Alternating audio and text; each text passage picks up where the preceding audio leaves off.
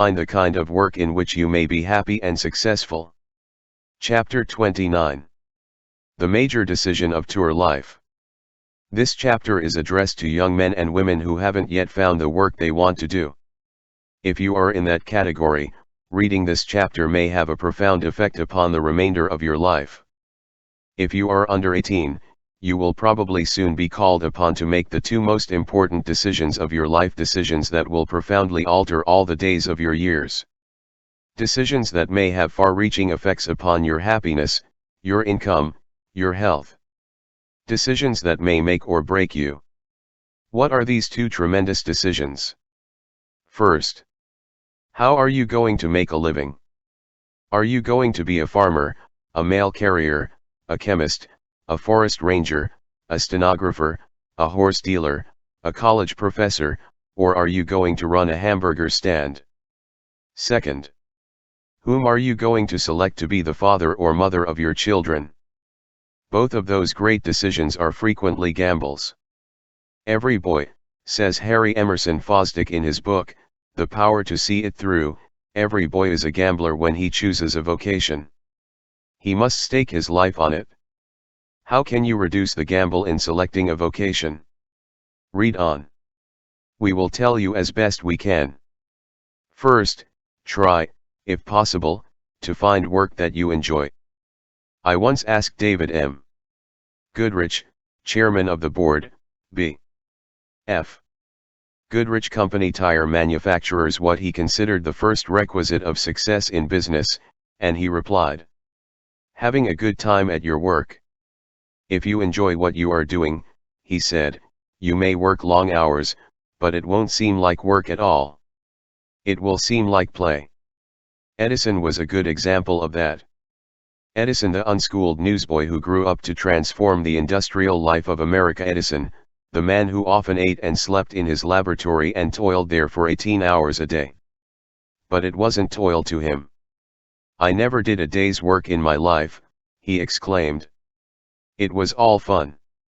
No wonder he succeeded. I once heard Charles Schwab say much the same thing. He said, a man can succeed at almost anything for which he has unlimited enthusiasm.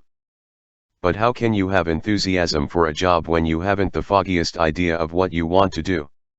The greatest tragedy I know of, said Mrs. Edna Kerr, who once hired thousands of employees for the DuPont Company, and is now Assistant Director of Industrial Relations for the American Home Products Company. The greatest tragedy I know of, she told me, is that so many young people never discover what they really want to do.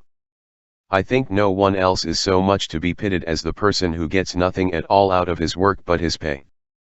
Mrs. Kerr reports that even college graduates come to her and say, I have a B.A. degree from Dartmouth, or an M.A.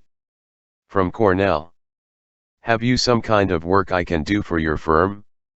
They don't know themselves what they are able to do, or even what they would like to do. Is it any wonder that so many men and women who start out in life with competent minds and rosy dreams end up at 40 in utter frustration and even with a nervous breakdown? In fact, finding the right occupation is important even for your health. When Dr. Raymond Pearl, of Johns Hopkins, made a study, together with some insurance companies, to discover the factors that make for a long life, he placed the right occupation high on the list. He might have said, with Thomas Carlyle, blessed is the man who has found his work. Let him ask no other blessedness. I recently spent an evening with Paul W. Boynton, employment supervisor for the Saucony Vacuum Oil Company. During the last 20 years he has interviewed more than 75,000 people looking for jobs, and he has written a book entitled 6 Ways to Get a Job. I asked him, what is the greatest mistake young people make today in looking for work? They don't know what they want to do, he said. It is perfectly appalling to realize that a man will give more thought to buying a suit of clothes that will wear out in a few years than he will give to choosing the career on which his whole future depends, on which his whole future happiness and peace of mind are based. And so what? What can you do about it? You can take advantage of a new profession called vocational guidance. It may help you or harm you depending on the ability and character of the counselor you consult. This new profession isn't even within gunshot of perfection yet. It hasn't even reached the Model T stage. But it has a great future. How can you make use of this science? By finding out where, in your community, you can get vocational tests and vocational advice. Such advice can only take the form of suggestions. You have to make the decisions. Remember that these counselors are far from infallible. They don't always agree with one another. They sometimes make ridiculous mistakes. For example, a vocational guidance counselor advised one of my students to become a writer solely because she had a large vocabulary. How absurd! It isn't as simple as that. Good writing is the kind that transfers your thoughts and emotions to the reader, and to do that, you don't need a large vocabulary, but you do need ideas, experience, convictions, examples, and excitement. The vocational counselor who advised this girl with a large vocabulary to become an author succeeded in doing only one thing. He turned an erstwhile happy stenographer into a frustrated, would-be novelist. The point I am trying to make is that vocational guidance experts, even as you and I, are not infallible. Perhaps you had better consult several of them and then interpret their findings in the sunlight of common sense. You may think it strange that I am including a chapter like this in a book devoted to worry. But it isn't strange at all, when you understand how many of our worries, regrets, and frustrations are spawned by work we despise. Ask your father about it, or your neighbor, or your boss. No less an intellectual giant than John Stuart Mill declared that industrial misfits are among the heaviest losses of society. Yes, and among the unhappiest people on this earth are those same industrial misfits who hate their daily work. Do you know the kind of man who cracked up in the army? The man who was misplaced. I'm not talking about battle casualties, but about the men who cracked up in ordinary service. Dr. William Menninger, one of our greatest living psychiatrists, was in charge of the Army's neuropsychiatric division during the war, and he says, "We learned much in the Army as to the importance of selection and of placement, of putting the right man in the right job. A conviction of the importance of the job at hand was extremely important. Where a man had no interest, where he felt he was misplaced, where he thought he was not appreciated, where he believed his talents were being misused, invariably we found a potential if not an actual psychiatric casualty. Yes, and for the same reasons, a man may crack up in industry. If he despises his business, he can crack it up, too. Take, for example, the case of Phil Johnson. Phil Johnson's father owned a laundry, so he gave his son a job, hoping the boy would work into the business. But Phil hated the laundry, so he dawdled, loafed, did what he had to do and not a lick more. Some days he was absent. His father was so hurt to think he had a shiftless, ambitionless son that he was actually ashamed before his employees. One day Phil Johnson told his father he wanted to be a mechanic, work in a machine shop.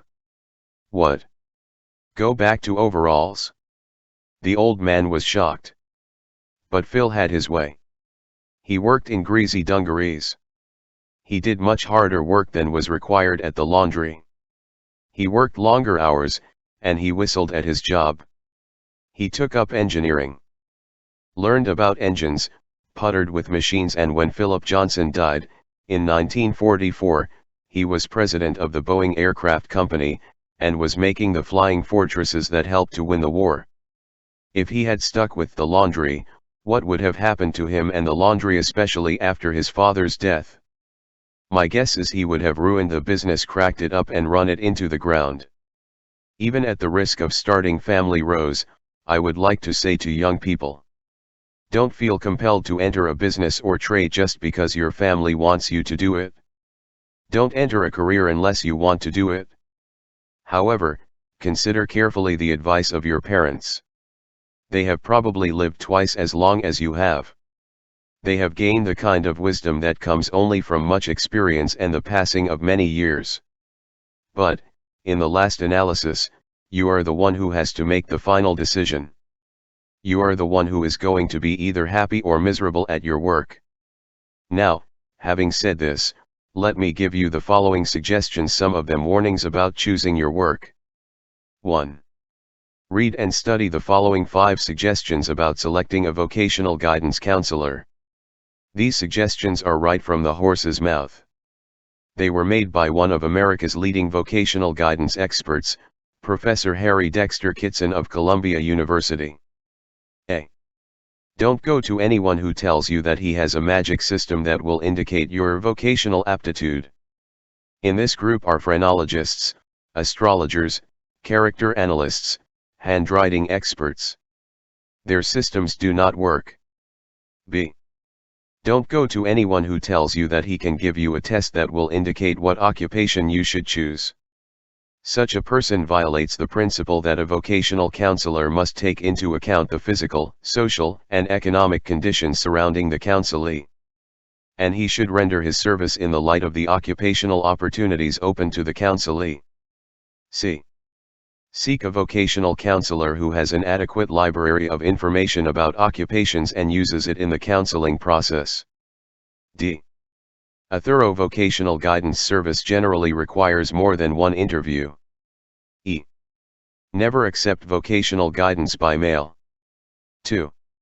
Keep out of business and professions that are already jam-packed and overflowing. There are many thousands of different ways of making a living. But do young people know this? Not unless they hire a swami to gaze into a crystal ball. The result? In one school, 2/3 of the boys confined their choices to 5 occupations, 5 out of 20,000, and 4/5 of the girls did the same.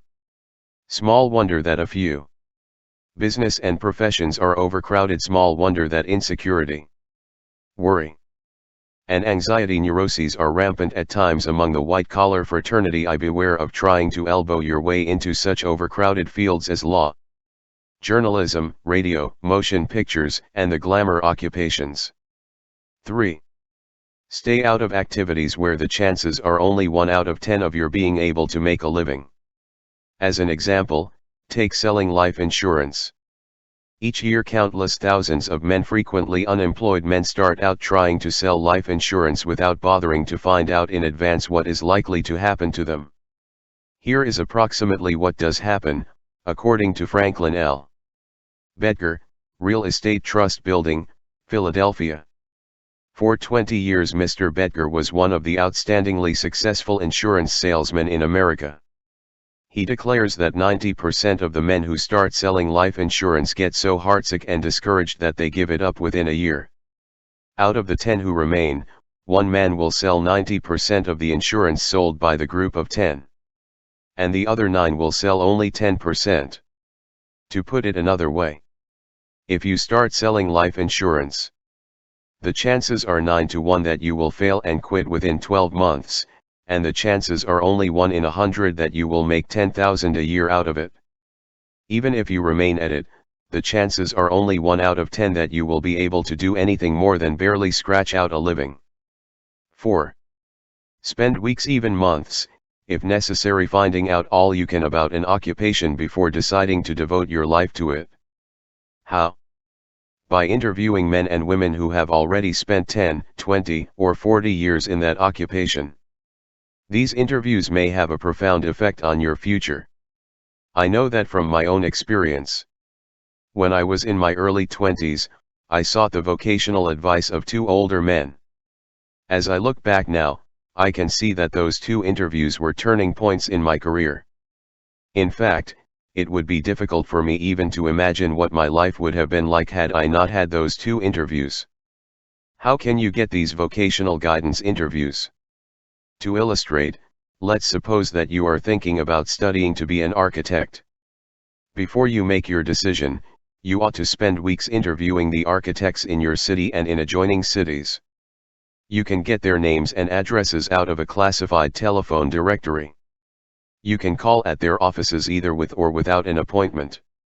If you wish to make an appointment, write them something like this: "Won't you please do me a little favor? I want your advice. I am 18 years old, and I am thinking about studying to be an architect. Before I make up my mind, I would like to ask your advice. If you are too busy to see me at your office, I would be most grateful if you would grant me the privilege of seeing you for half an hour at your home. Here is a list of questions I would like to ask you. A. If you had your life to live over, would you become an architect again? B. After you have sized me up, I want to ask you whether you think I have what it takes to succeed as an architect. C. Is the profession of architecture overcrowded? D. If I studied architecture for 4 years, would it be difficult for me to get a job? What kind of job would I have to take at first? E. If I had average ability, how much could I hope to earn during the first 5 years? F. What are the advantages and disadvantages of being an architect? G. If I were your son, would you advise me to become an architect? If you are timid, and hesitate to face a big shot alone, here are 2 suggestions that will help. First, get a lad of your own age to go with you. The 2 of you will bolster up one another's confidence.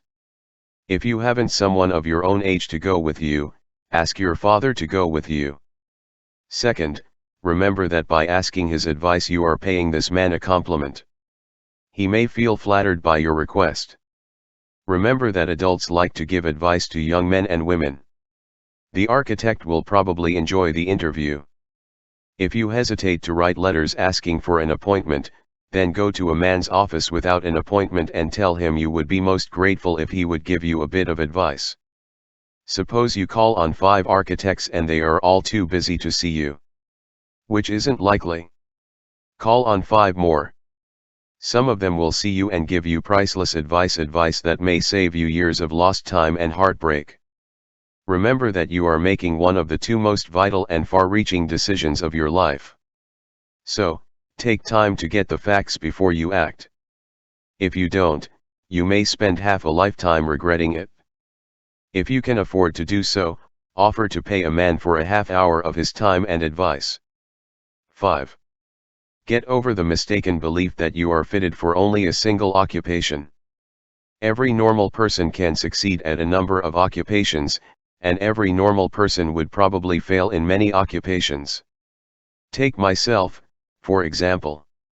If I had studied and prepared myself for the following occupations, I believe I would have had a good chance of achieving some small measure of success and also of enjoying my work. I refer to such occupations as farming, fruit growing, scientific agriculture, medicine, selling, advertising, editing a country newspaper, teaching, and forestry. On the other hand, I am sure I would have been unhappy, and a failure, at bookkeeping, accounting, engineering, operating a hotel or a factory, architecture, all mechanical trades, and hundreds of other activities.